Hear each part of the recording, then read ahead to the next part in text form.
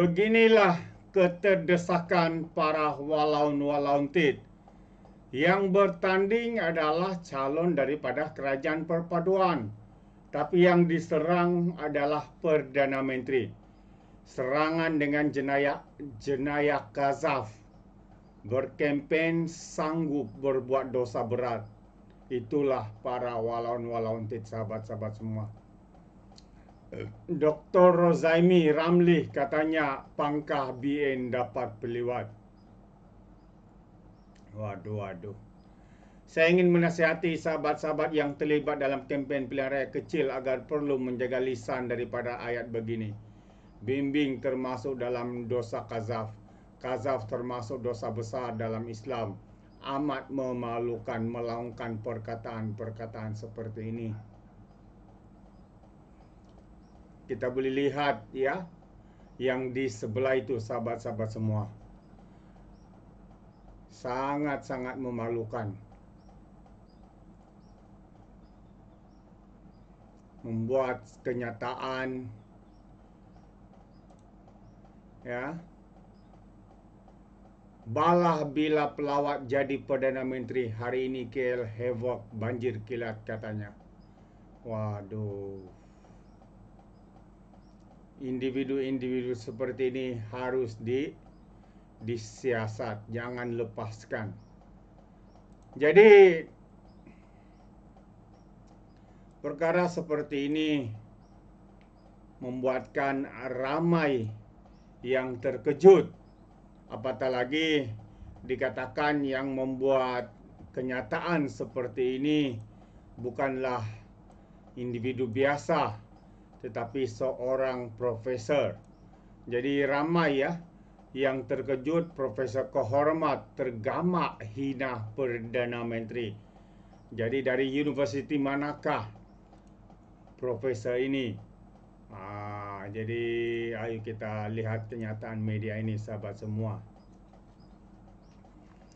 Seorang individu bergelar profesor kehormat mengundang kecaman orang ramai apabila meninggalkan komentar berbau penghinaan terhadap Perdana Menteri.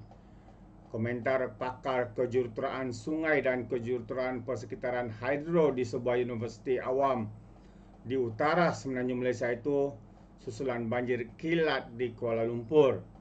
Walau bagaimanapun, ahli akademik yang difahamkan sudah bersara itu mengaitkan kejadian alam tersebut dengan bala yang berlaku pada era pentadbiran Perdana Menteri.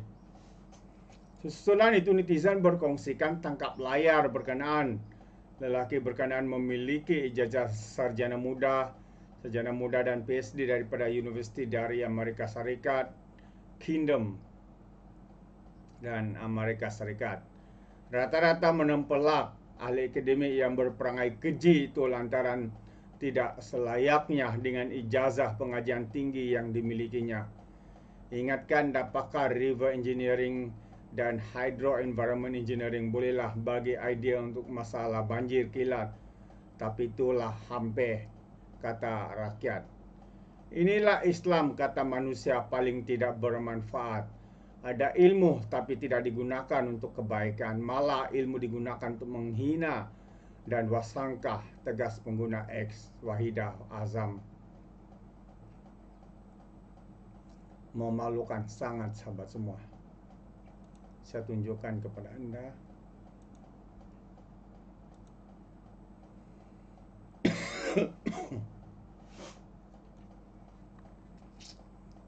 Aduh. Dari mana datangnya individu perangai syaitan seperti ini?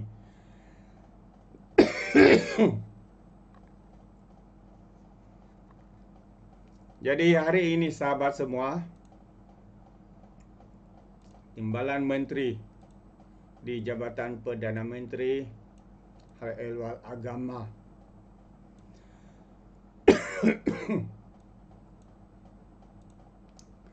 elak jenayah Kazaf semasa berkempen, kata Zulkifli. Itu antara kenyataan daripada Zulkifli.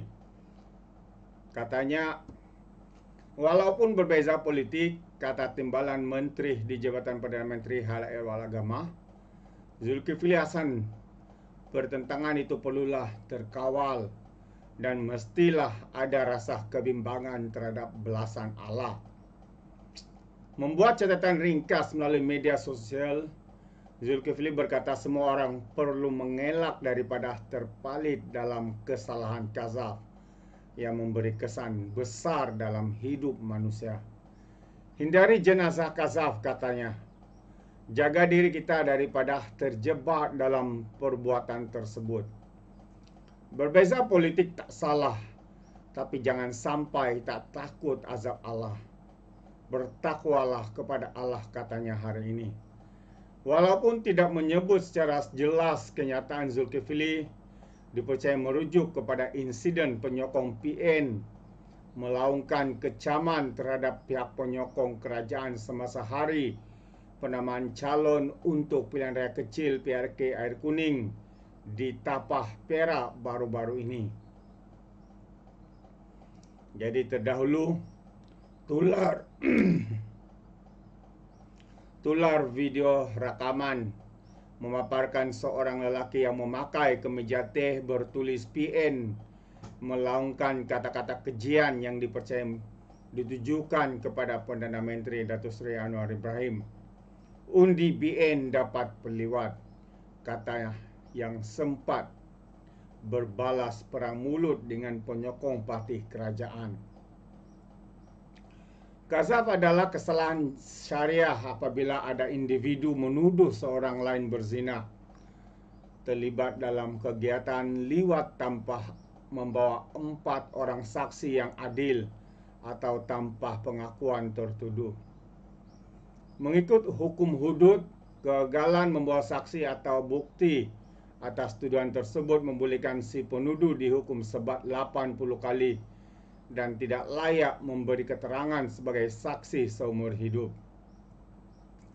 Individu terbabit juga tidak layak mewalikan pernikahan anak perempuannya. Kegagalan mematuhi syarat tersebut memungkinkan pernikahan berkenaan tidak sah. Bagaimanapun terdapat perbezaan pendapat yang menganggap tuduhan orang lain terlibat liwat tidak termasuk dalam kategori berkenaan.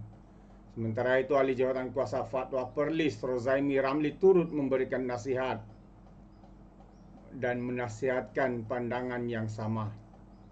Dia yang juga Rektor Universiti Islam Antarabangsa, Tuanku Syed Syahruddin, berharap semua pihak yang terlibat dalam kempen PRK di Air Kuning perlu menjaga lisan daripada tuduhan sedemikian.